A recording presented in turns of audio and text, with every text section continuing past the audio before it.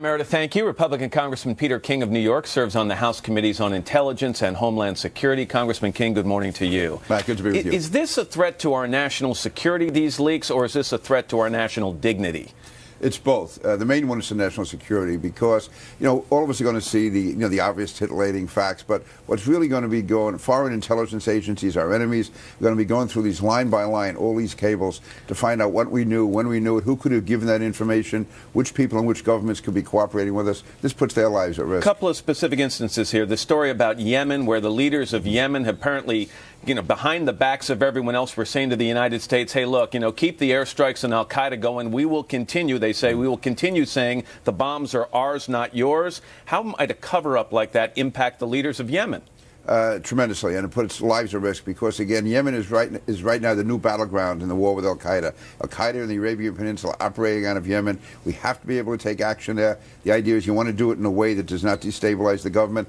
This puts that government at risk. And this situation with Saudi Arabia apparently asking the United States to take out Iran's nuclear infrastructure, and other leaders in the Middle East apparently echoing those sentiments. How might that affect the delicate balance in that region? Upset it very much because in those countries there's a strong Islamic jihadist element, and this gives them more firepower to work with.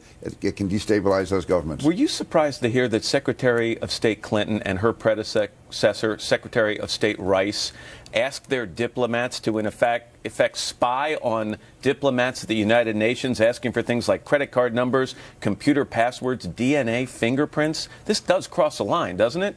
No, I don't believe so. I have great regard for Condi Rice and for Hillary Clinton. They have to do what they have to do. I'm not going to comment. Why doesn't it cross a line?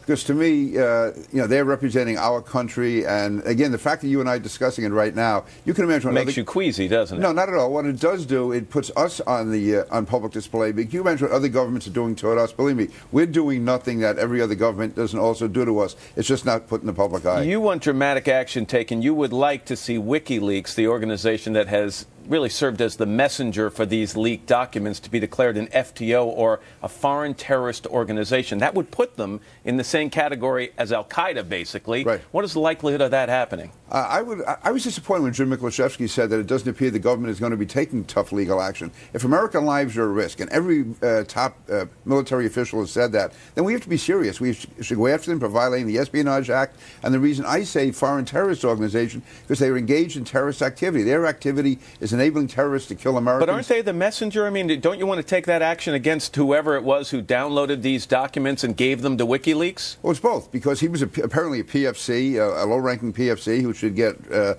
most severe sentence. But you're an accessory. WikiLeaks is an accessory to this. They are taking information which they know is classified, which they know can cost life. They are as guilty as he is. According to the WikiLeaks website, publishing documents such as these helps to, quote, keep governments honest, and this kind of transparency creates, quote, a better society, reduced corruption, and stronger democracies. What's your response to that? Absolute nonsense. Nobody elected WikiLeaks to do anything. The fact is the government cannot sign a suicide pact. The government has to protect itself. It has to maintain secrets. We owe it to ourselves. We owe it to our allies. We owe it to the lives of the men and women who are out on the front lines fighting for us. Representative Peter King. Congressman King, always good to have you here. Thanks very much. I appreciate it.